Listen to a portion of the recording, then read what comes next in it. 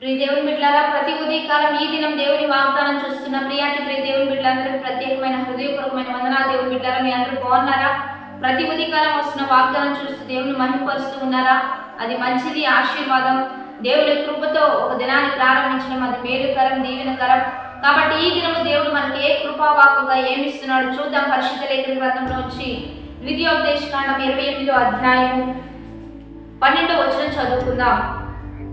యెహోవా నీ దేశం మీద వర్షము దాని కాలమందు కురిపించుటకును, నీవు చేయు కార్యమంతటిని ఆశీర్వదించుటకును ఆకాశమును తన మంచి ధననిధిని తెరచును. ఈరోజు దేవుని బిడ్డారా, దేవుడు మనకిస్తున్న బలమైన వాక్కు, ఆకాశము తన మంచి ధననిధిని నీ కొరకు తెరుస్తాడంట. నీవు చేయి ప్రయత్నములన్నీ, పనులన్నీ దేవుడే ఆశీర్వదిస్తాడంట. నీ పంట నీవు పోయినట్లుగా తగిన కాలంలో నీకు వర్షం ఇచ్చి నీవు ఫలించే విధంగా దేవుడు గొప్ప కృప చూపుతారనగా ఇదంతా దీవెన వచనాలు. దేవుని బిడ్డారా, ఇదంతా ఆశీర్వచనాలు. కాబట్టి వాగ్దానాన్ని గట్టిగా బలంగా పట్టుకొని ఈ రోజుని ఉత్సహించి సంతోషించి గంతులు వేసే విధంగా ప్రారంభించండి. ఎందుకంటే దేవుడే నీ కొరకు ఆకాశము తన ధననిధిని తెరవబోతున్నాడు. ఎందుకంటే ఆకాశపు తూములు తెరిచేవాడు, ఆకాశపు వాకిలు తెరిచేవాడు. కాబట్టి దేవుని బిడ్డల 40 దిన ఉపవాస ఆరాధనలో కూడా చాలా మంది బిడ్డలు కలుసుకున్నారు. చివరి దినము ఆయిల్ ద్వారా ఎనైటింగ్ చేయబడ్డారు కనుక ప్రతి విషయంలో, ఎందుకంటే 40 దినాలు ప్రార్థన, అభిషేకము ఆ దినము పనిచేస్తుంది. దేవుని బిడ్డారా, మీరు ఆ దినం కలుసుకొని ఎంతో మేలు పొందుకున్నారు, ఎంతో ఆశీర్వదించబడ్డారు. 40 దినాల ప్రార్థనాభిషేకం ఎంత బలమైందంటే నోవాహు దినాల్లో మరి కుండపోత వర్షం 40 దినాలు పగలు రాత్రులు కురియగా అక్కడున్న ఆ ప్రాంతం అంతా కూడా, అక్కడున్న వారంతా కూడా జలమయమైపోయారు. నోవాహు కుటుంబం ఒక్కటే రక్షించబడింది. అంటే 45 దినాలు ప్రార్థన అభిషేకానికి అంత బలం ఉంటుంది. దేవుని బిడ్డారా, అంత కృప ఉంటుంది. ఆ చివరి దినమున దేవుడు నీ పట్ల ఆకాశపు తూములు తెరిచాడు, ఆకాశపు వాకిలు తెరిచాడు, తన ధననిధిని విప్పాడు. కనుక ప్రతి దినం అది పొందుకోవడానికి సిద్ధపడు, ప్రార్థనా పూర్వకంగా అడగడానికి సిద్ధపడు.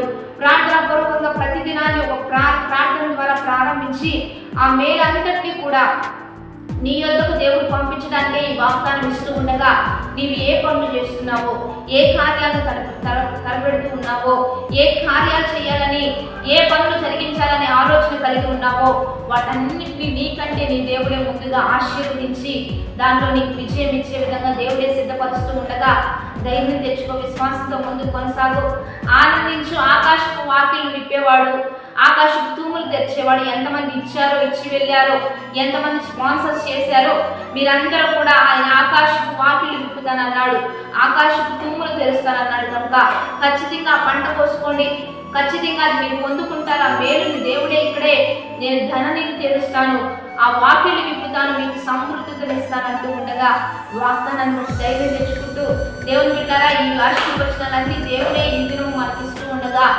ప్రభుని బట్టి సంతోషిద్దాం, ప్రభుని బట్టి ఆనందిద్దాం.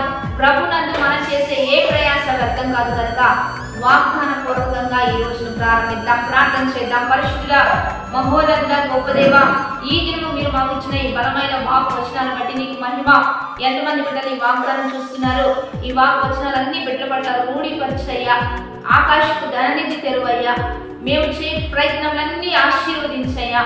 తగిన కాలమందు ఏ వర్షం రావాలో, ఏ రీతిగా మేము ఆశీర్వదించబడాలో ఆ రీతిగా నీ కరుణ కటాక్షములు మా మీద కుమ్మరించండి, దయ చూపించండి. 4 days మ్యారేజ్ డే జరుపుకున్న వారికి దీవెనలు మేలుతో నింపయ్యా. రాకపోకలేంది యెహోవా ప్రయాణం చేసే వారికి తోడుగా ఉండండి. వృత్తి వ్యాపార చేతి పనులను ఆశీర్వదించయ్యా. ప్రతి డిపార్ట్మెంట్, పోలీస్ వారు, మిలిటరీ వారు, ఎడ్యుకేషనల్ వారు, అయా మెడికల్ వారు, గ్రామ సచివాలయాలు, ప్రతి డిపార్ట్మెంట్ని దీవించండి.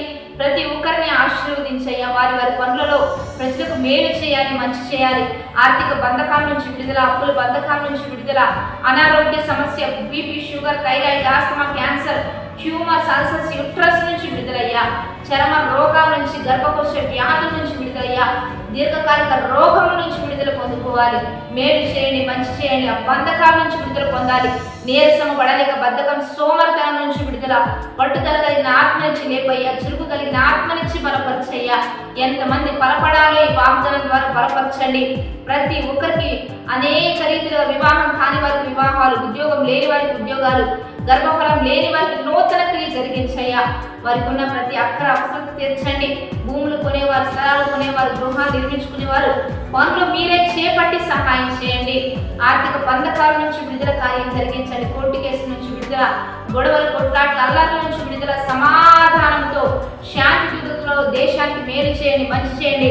దేశ పరిపాలన బాధ్యత మీరు వహించి అనేక ప్రజలకు మంచి చేయ్యా. అనేక సేవకులు వారి సంఘాలను ఆశీర్వదింప చేయండి, మంచి చేయండి.